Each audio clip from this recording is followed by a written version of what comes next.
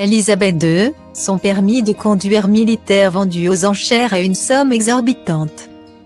C'est l'un des multiples privilèges royaux que possédait la reine Élisabeth II, qui s'est éteinte le jeudi 8 septembre 2022 à l'âge de 96 ans, à la différence des autres membres de la monarchie britannique.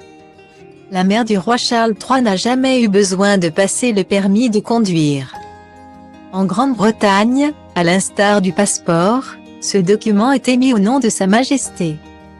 Comme l'indique le journaliste Marc Roche dans l'ouvrage Elle ne voulait pas être reine, sorti en 2020.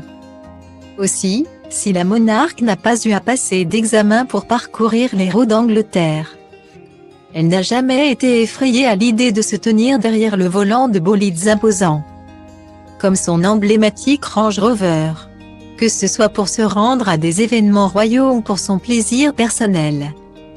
La veuve du prince Philippe n'a jamais caché son goût prononcé pour la conduite.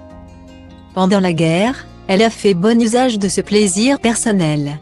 Engagée au sein de l'Auxiliary Territorial Service, A, une branche féminine de l'armée de terre du Royaume-Uni, elle a suivi une formation de conduite et de mécanique automobile.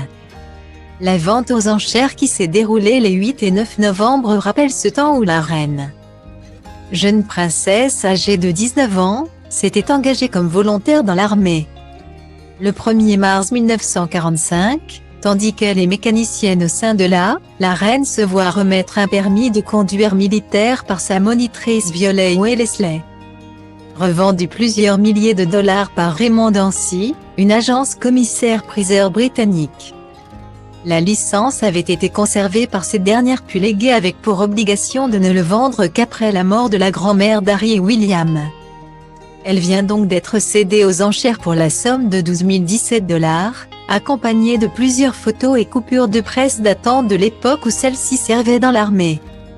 Selon les révélations du site australien ABC, un souvenir inestimable de la souveraine aux yeux des collectionneurs.